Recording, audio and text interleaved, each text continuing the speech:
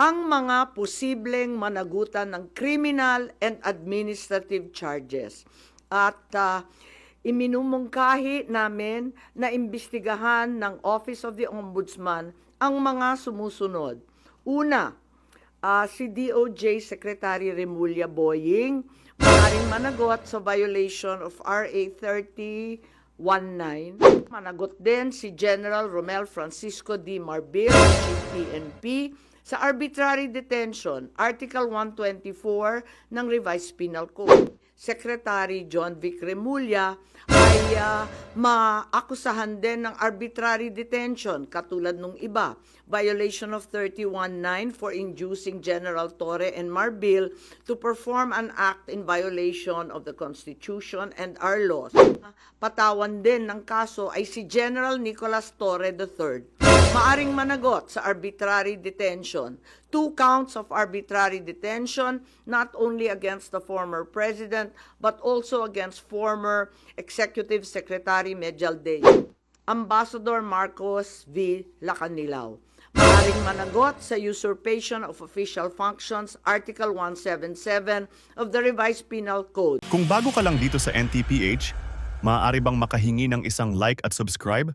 At huwag kalimutan pindutin ang notification bell para ma-notify kapag may ganito tayong upload. Salamat kabayan! Rin ako ng ilang findings, ang tawag ko further findings. Subalit naglabas na ako nung nasa Cebu nung Sunday, pero super tsaka ng sound, walang marinig at hindi magkaintindihan. So ipapaliwanag ko, once again, I would like to announce that the Committee on Foreign Relations has further findings following up on the preliminary findings initially issued several weeks ago. Matapos ang tatlong hearing, tatlo na naman ang aming findings at natuklasan. Unang-una, ang pag-aresto at pagsuko kay dating Pangulong Rodrigo Duterte sa ICC ay klarong may motibong politikal. May malinaw na pattern na kung saan may malalaking kaganapang pampolitika bago ang mahahalagang pahayag at aksyon ng administrasyon kaugnay sa ICC. Makaraang magsimulang magpahayag si PRRD ng mga batikos laban sa People's Initiative o sa pagpapalit ng ating saligang batas. Sumagot ang ating Pangulo na ang Pilipinas ay isang open country at kikilos lamang ang gobyerno kung may illegal na gagawin ng ICC. Ngunit matapos dumalo si dating Pangulo sa pagdinig ng Quadcom noong 11 November 2024, sumagot ang ating Executive Secretary na maaring makipagtulungan ang mga lokal na otoridad sa Interpol kung hihingi ng tulong ang ICC. Biglang nagbago ang tunog ng gobyerno.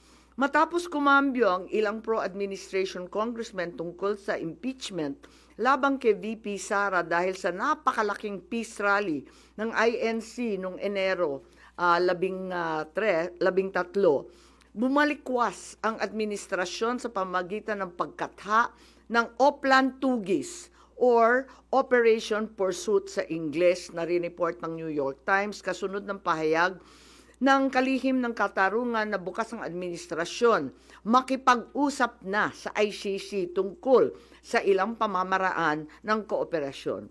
Maliwanag ang pag-aresto kay dating Pangulo ay bahagi ng malawakang pagsisikap ng gobyerno na pabagsakin ang mga Duterte bago mag-2028 election pa.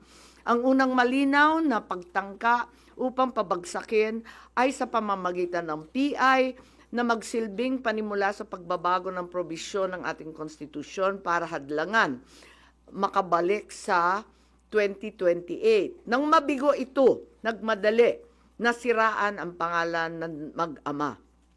Noong Mayo 2024, sinimulan na ng Kongreso sa Committee ng Human Rights ang pagsisiyasa tungkol sa EJK, pinalawak noong Agosto 2024 at doon na nagmula ang pagbuo ng Quadcom. Dumating sa bansa ang mga kinatawan ng ICC noong October 2024. At sa tulong ng gobyerno, nakalap nila ang mga dokumentong kailangan para makakuha ng warrant of arrest. Samantalang nagsagawa ng sarili nitong investigasyon, ang DOJ naman hinggil sa EJK noong ika-4 ng Nobyembro sa pamamagitan ng kanilang Memo 778. Dahil nananatili pa ring banta si VP Sara kahit wala na ang tatay niya, nagsagawa naman ang Kamara ng investigasyon sa confidential funds ng OVP at sa huli na-impeach si VP.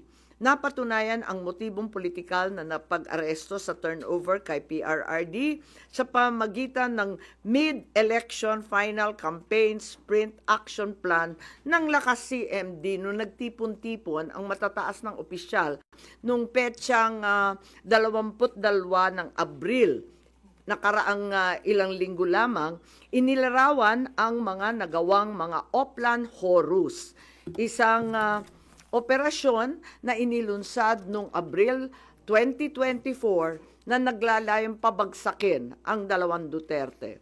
Sa bahagi ng action plan, How to Attack, tinukoy ng ilang ahensya ng gobyerno, kabilang ang PNP, Kamara ng Kinatawan, sa nakipagtulungan ng dating Senador Antonio Trillanes upang tulungan ng ICC prosecutor makakuha ng warrant sa pag-aresto ng dating Pangulo. Binanggit din na nakuha ang kinakailangan boto para sa impeachment ni VP sa pamamagitan ng paggamit ng tinatawag na soft projects katulad ng AIX, AKAP at TUPAD. Doon naman sa bahaging following strategies and moves, tinukoy na kailangan pabilisin ang impeachment ni VP Sara at makakuha ang boto sa Senado sa pamamagitan na naman ng pamimigay ng proyektong for later release or yung mahiwagang FLR bilang gantimpala sa tamang bumotong mga senador.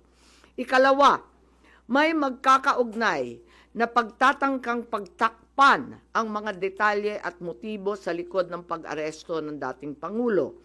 May cover-up. Habang nagpapatuloy ang unang pagdinig, tumanggi si DILG Remulla na magsalita. Tanungin siya tungkol sa panayam kay Pinky Webb, kung saan sinabi niya na group effort ang pag-aresto at in-invoke pa ang executive privilege samantalang lumabas na sa media. Una, tinawag niyang chismis ang pahayag. Ngunit nang mabisto, tinulungan na lamang ng kapatid at sinabing executive privilege na nga. Isa pang malakas na sandata ng administrasyon upang pigilan ang komite ang pagsisiwalat ng katotohanan ay paggamit ng tinatawag na sub judice rule. Halimbawa, nung mahuli si General Torre na nagbibigay ng maling pahayag tungkol sa pagmamadaling ilipat si PRRD sa Hague dahil daw sa Article 125 ng Revised Penal Code, ngunit nung ipunto na yung Revised Penal Code, Article 125, ay para lamang sa warrantless arrest, bigla niyang ginamit ang sub judice na naman. Isa pang indikasyon sa pagtatakip ng administrasyon ay ang blanket invocation ng executive privilege ni Executive Secretary Bersamin upang pagbawalan lahat ng opisyal ng ehekutibo dumalo sa ikalawang hearing noong 3 ng Abril. Mas lumala pa ito nang sa hindi pangkaraniwang hakbang, tumanggi ang ating Senate President pumirma ng mga sabpina noong araw na yon. Bagaman dumalo mga opisyal sa ikatlong pagdinig noong 10 ng Abril, ginamit pa rin ang executive privilege sa mga susunod na isapin. Kung sino-sino nag-utos ng pag-aresto, kung sino ang nag-utos ng paglipat niya sa Hague, at kung paano nakuha ang eroplano na ginamit sa paglipat. Hindi nagtapos ang cover-up sa pagdinig dahil alam din natin na matapos yon pinalaya si Ambassador Lacanlilao at hindi na naman pinirmahan yung mga sabpina. Matapos ang pag-aresto kay PRRD, lumakas ang pro-Duterte sentiment at bumagsak ang trust rating ng administrasyon. Ayon sa isang mapagkakatiwalaang source, naglunsad na ngayon ang administrasyon ng isang communication plan upang ilihis ang atensyon ng publiko patungo sa mga issue ng West Philippine Sea at di umanong disinformation ng mga tinatawag na China trolls ng kanilang embassy. Kaya asahan natin na ito ang magiging balita sa mga susunod na araw.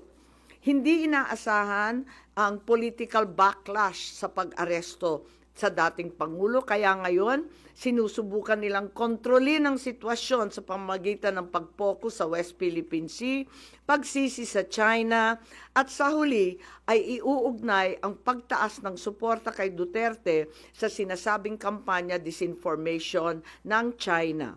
So una, may duda tayo na politically motivated. Ikalawa, whole of government ang nagamit dito, na talaga naman comprehensive itong planong ito. At ikatlo, ang mga posibleng managutan ng criminal and administrative charges. At iminumungkahi namin na imbestigahan ng Office of the Ombudsman ang mga sumusunod. Una, si DOJ Secretary Remulla Boying maaring managot sa violation of RA 3019, Anti-Graft and Corrupt Practices for sanctioning an invalid administrative arrest against the former president in contravention of the ruling of the Supreme Court in the 2023 case of immigration versus Juan Wenle. Maliwanag na napakadaming kondisyon, kwalifikasyon at requirement na isinaad ng ating Korte Suprema doon. Ikalawa, usurpation ng DOJ ng judicial functions. Kahit hindi sila korte, naghahatol sila na halos sila ang naging husgado. Ikatlo, grave misconduct and conduct prejudicial to the best interest of public service. Ikalawa, baka managot din si General Romel Francisco D. Marbil, ang Chief PNP, sa arbitrary detention, Article 124 ng Revised Penal Code. Violation of RA 3019, Anti-Graft and Corrupt Practices for inducing or persuading General Torre to perform an act in violation of laws, rules, and regulations or an offense in connection with the official duties of the latter. Grave misconduct and conduct prejudicial to the best interest of public service. Andito rin sa mga nakalista at ayon din sa payo ni dating Supreme Court Justice na nagpayo sa atin na malahil si SILG Secretary John Vic Remulla ay maakusahan din ng arbitrary detention katulad nung iba. Violation of 319 for inducing General Torre and Marbil to perform an act in violation of the Constitution and our laws. Ikatlo, grave misconduct and conduct prejudicial to the best interest of public service. Ang ikaapat na maaring patawan din ng kaso ay si General Nicolas Torre III. Maaring managot sa arbitrary detention. 2 counts of arbitrary detention, not only against the former president, but also against former Executive Secretary Medialdea. Ikalawa, violation of RA 7439 for not allowing the former president to be visited by VP Sara, both his daughter and his named counsel, and for forcing the former president's lawyers to leave him. Also, the violation of 3019 for allowing himself to be induced or persuaded by General Marbil or SILG Remulla to perform an act in violation of law, rules, and regulations in connection with his official functions. Grave misconduct and conduct prejudicial to the best interest of public service ay maaari ring ipataw laban kay General Torre. Ikalima, Ambassador Marcos V. Lacanilao. Maaring managot sa usurpation of official functions, Article 177 of the Revised Penal Code, pagsisinungaling sa ibang kaso at perjury sa ilalim ng Article 183 of the Revised Penal Code, false testimony in other cases, and perjury in solemn affirmation under Article 183 of the Revised Penal Code. At conduct prejudicial to the best interest of the service. So ito ang further findings namin. Hindi ko masara yung investigasyon kasi marami pa ring mga issue katulad ng sinong tumulong sa ICC, yung tungkol sa eroplano na nanatiling bukas at masalimuot. So, nais kong ipakita ang isang video na nagawa na ganito rin ang pahayag. Simulan po natin ang video na maaring mapanood ng ating mga kaibigan. Enero 28, 2024, sa first Maisog Rally sa Davao, nagliyab ang balita at social media. Matapang, walang preno. Mr. President, baka susunod ka sa dinaanan ng tatay mo. Diyan ako takot. Ayaw ko mangyari sa iyo yan. Nagbato ng maaanghang na salita si dating Pangulong Rodrigo Duterte laban kay Pangulong Marcos tungkol sa di umano'y paggamit ng droga at ang kontrobersyal na People's Initiative. Sino man magsabi na walang paki ang Senado sa usaping ito, isa lang ang masasabi ko, walang gamot sa kakapalan ng mukha mo. Sa Senado, sa kapareho at sumunod pang mga buwan, si Senator Amy ang nanguna. Pakialam sa PR, wala kayong pakialam sa PR, wala kayong pakialam sa PR. Siya ang unang nagtawag ng pansin. Siya ang unang nagtanong, para kanino ba talaga ang PI na yan?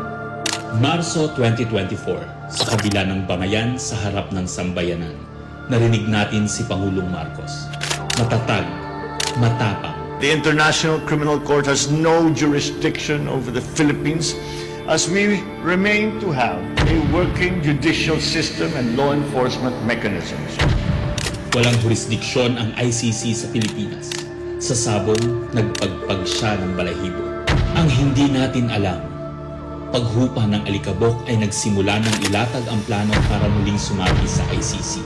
Kaya pagtungtong ng Mayo, tahimik ngunit mabilis ang galaw. Isinumite ng DOJ ang legal brief para sa posibleng pag-aresto kay FPRRD. Isang pagtataksil na walang nakapansin. Hunyo, pumutok ang balita. Nagbitaw si VP Sara bilang DepEd Secretary. Tendered my resignation as the Secretary of Education effective July 19, 2024. Isang babae ng tapang ngunit walang nagawa dahil sa likod ang tama. Agosto, isinagawa ang unang Quadcom hearing laban kay FPRRD habang inuusig ng COA ang confidential funds ni VP. Ang hindi natin alam, sa gitna ng lahat ng ito, itinalaga na ni PBBM si Marcos Lacanilao bilang Special Envoy ng Transnational Crimes na siyang magsusuko kay FPRRD. At maluwag na rin pinapasok ng bansa ang mga tiga-ICC noong Oktubre. Walang bahid ng pagtutol, walang balak na ipagtanggol ang kapwa Pilipino. Nobyembre, nag-iba na ang ihip ng hangin. Matatag, matapang, walang bahid ng pag-aalinlangan. Narinig muli natin si Pangulong Marcos, ngunit iba na ang sinabi. If yun ang gugustuhin ni PRRD, hindi naman kami haharang dun sa mga ICC. Para tabunan ang galawan, pinaingay ang impeachment complaints laban kay VP Sara. The Office of the Secretary General will transmit the 2 impeachment complaints filed against Vice President Sara Duterte. Kahit pa nagkaroon ng INC rally noong Disyembre, naidiin pa rin ang impeachment sa Kongreso. Planado na rin ang pagpirma ng questionableng 2025 budget kahit bat-bat ng anomalya. Enero 25, 2025, sinimulan na ang Oplan Tugis o Operation Pursuit, ang lihim na operasyon para hulihin si Duterte. Pagsampa ng Pebrero, nag-apply ng arrest warrant ang ICC prosecutor. Isang tahimik na pag-uusig habang tayo'y pinaiikot ng mga rally at press release. Marso, muling nilinlang ang bayan. Humingi daw ng 60-day extension ang DOJ para sa EJK report noong Marso 6. Pero ang totoo, nakabinbin na ang arrest warrant mula sa ICC chamber Marso 7 hanggang 10. Ang hindi natin alam, Marso 11, 2025, sa kanyang pagbalik sa Pilipinas, hindi pa man bumababa ng eroplano si FPRRD, isinagawa na ang pag-aresto. Maingay ang paligid, magulo, pero ang dating Pangulo ay nanatiling kalmado. Isinakay siya papuntang The Hague alas 11 ng gabi. Kasama sa eroplano si Marcos Lacanilaw, ang nagkanulo, ang nagsuko. Pero kanino ang sisi? Sa mga utusan o sa nag-utos? Managot ang dapat managot, nakalatag na. It's a request to the Philippine government from Interpol enforce the arrest warrant. And we have commitments to them. Ayaw nila ipagpatuloy ang pag-iimbestiga. Maliwanag na ang buong administrasyon na ito mula sa pinakataas hanggang sa galamay. Nagplano. Ikaw ho ba nagplano ng lahat ng ito? Hindi naman. It was a group effort. Secretary Chidoro was there, Secretary Anion was there too, and the President and I. Nagsakatuparan.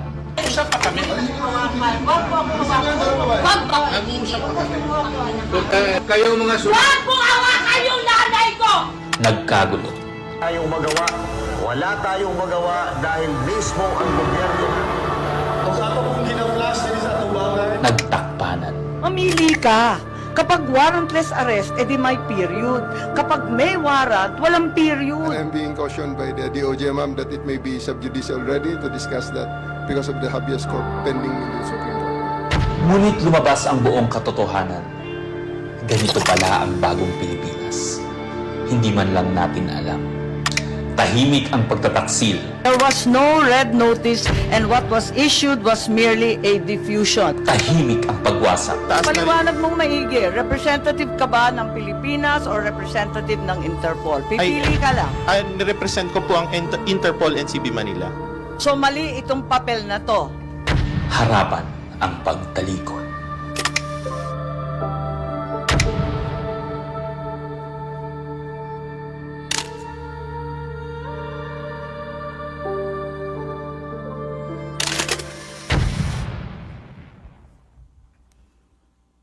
Okay, so that's where we are so far.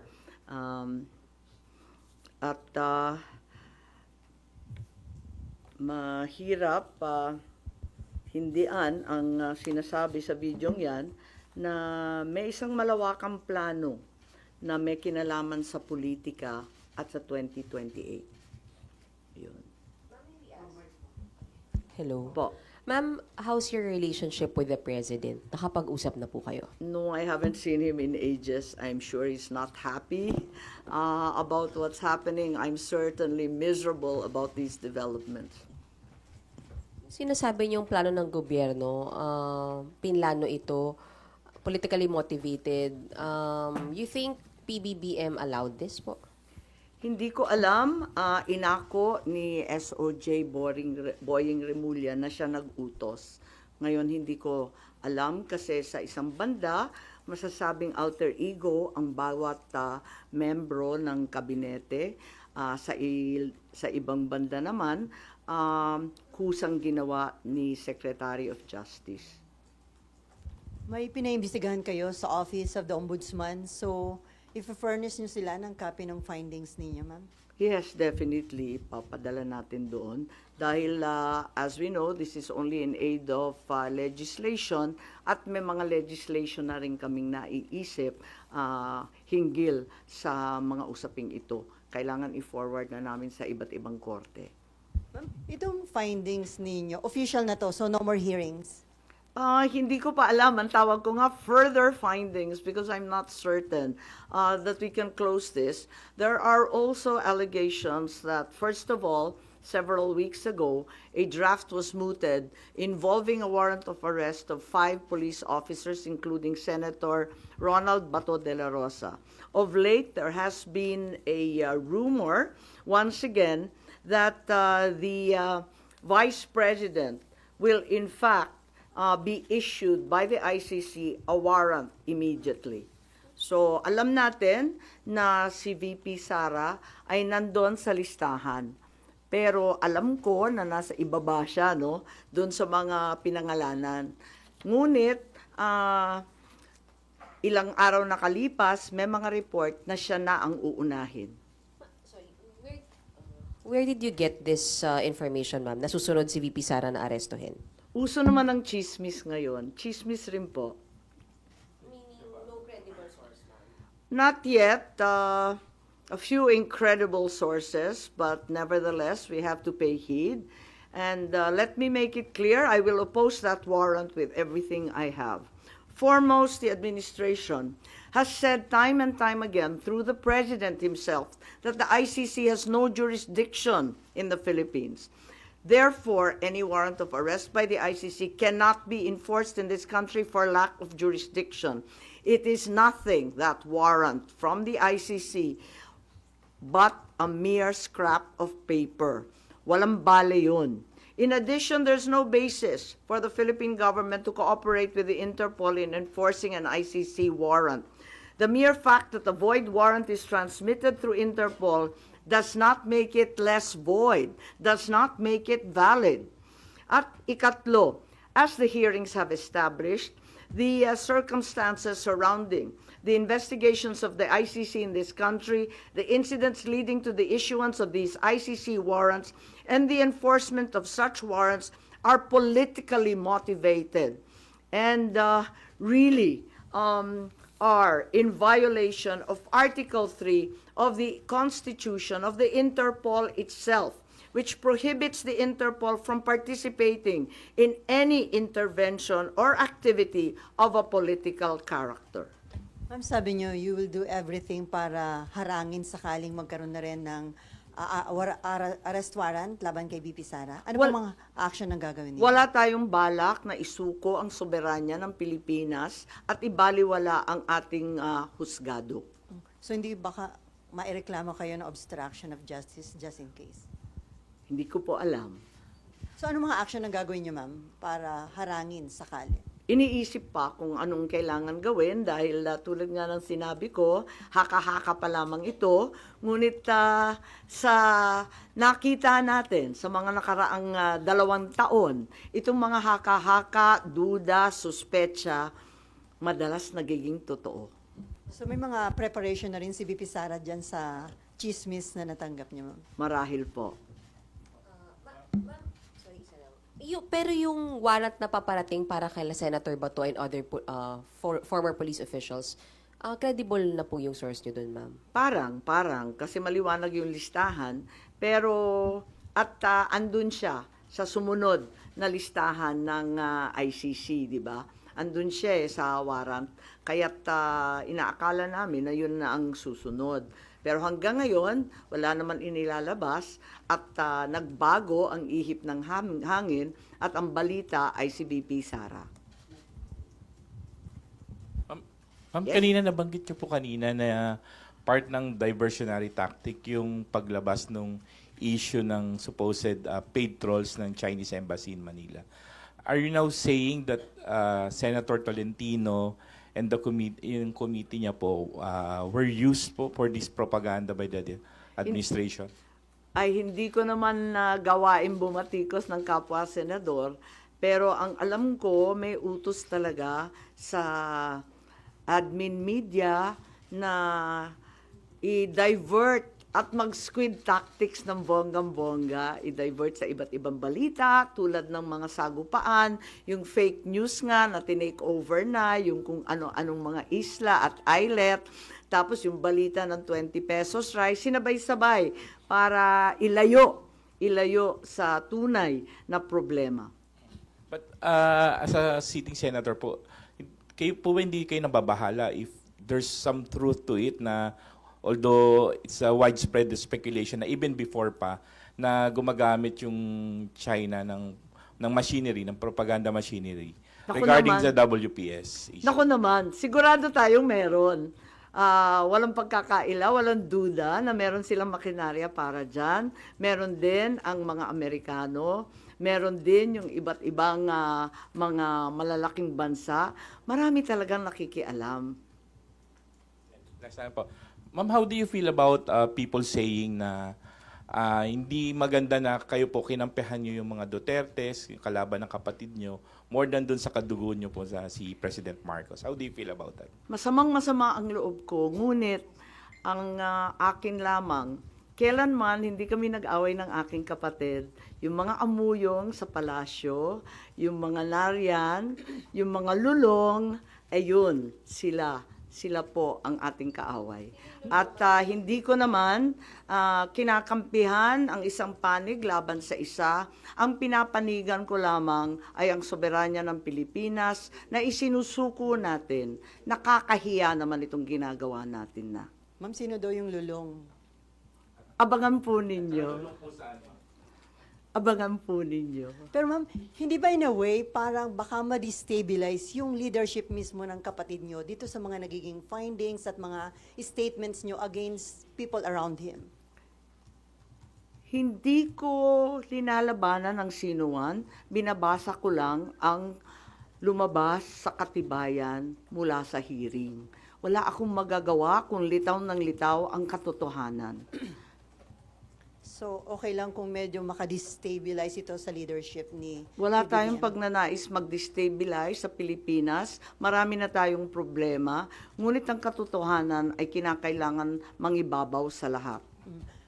Last na lang po. Ma'am, may balita na parang may intention na ang manalo ay mga pro-China and then kapag nanalo, ipapa-repeal yung batas about yung maritime zone law.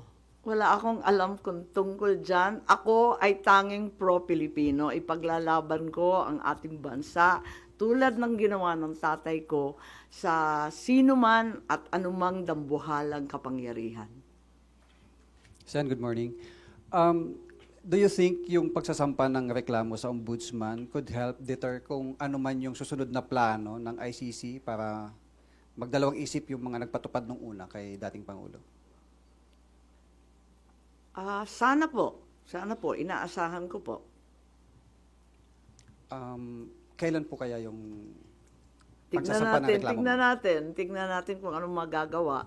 Ito lang yung mula sa amin sa findings, ito ang lumilitaw at saka si Justice Ascona, sabi niya may labag talaga sa ating saligang batas, sa ating mga batas na pinaiiral at kinakailangan managot yung naglabag.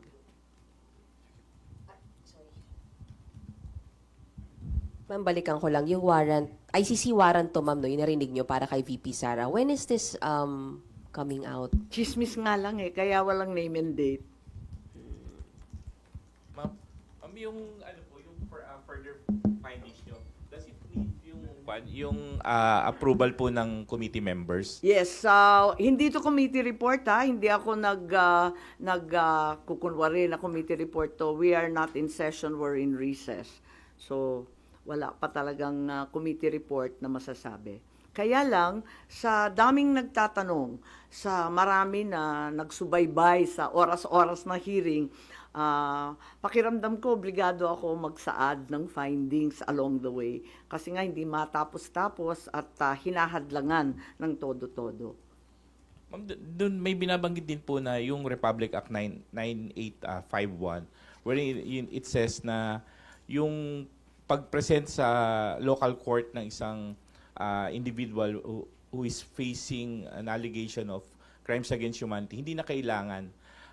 The government, although the term used was may surrender yung individual niya, do you think it's enough doon sa nangyari kay former president?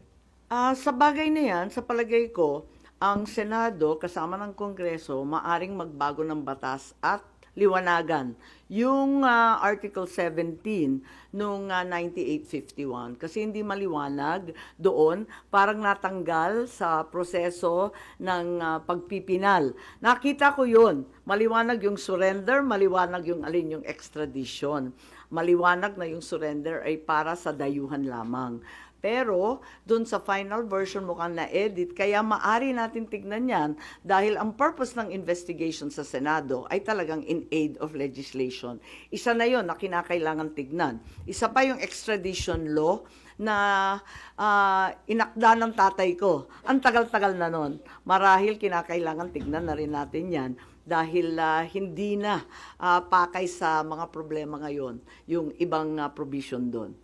Since it's not yet amended yung binanggit niyo po na Section 17, that's still existing. Hindi po ba enough to justify what happened during yung March 11 arrest? Kapag hindi maliwanag ang isang bagay, binabalikan yung debate sa Senado, yung transcript at saka yung contextual analysis ng mga pahayag ng ipinasa, rinipaso yan. At maliwanag dun sa original na talagang yung surrender ay para sa dayuhan lamang.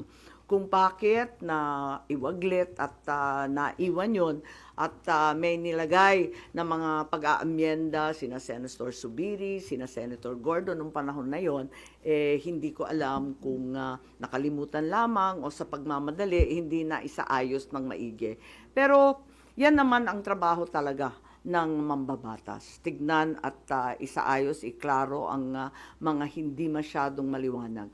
Ma'am, pareact lang dito. Yung kay Pangulong Marcos po tsaka VP Sara na trust and performance rating, kay Pangulo po 60% trust, 59% performance, pero it represents a decline po since nung fourth quarter ng bansa. Habang kay VP po, tumaas po siya ng 9 percentage point.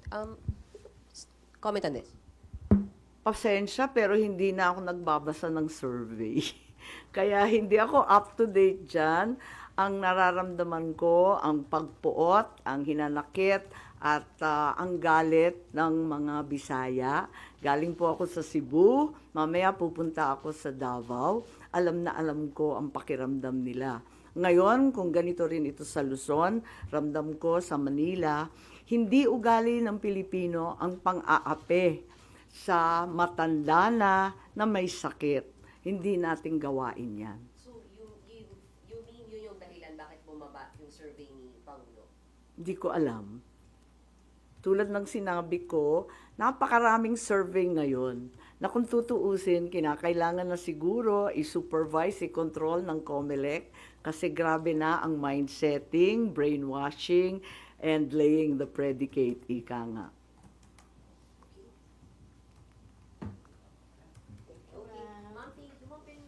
Thank you so much. I have a longer report of 26 pages. I think it's available. We also have USBs of the Tagalog statement, as well as the graphic version of the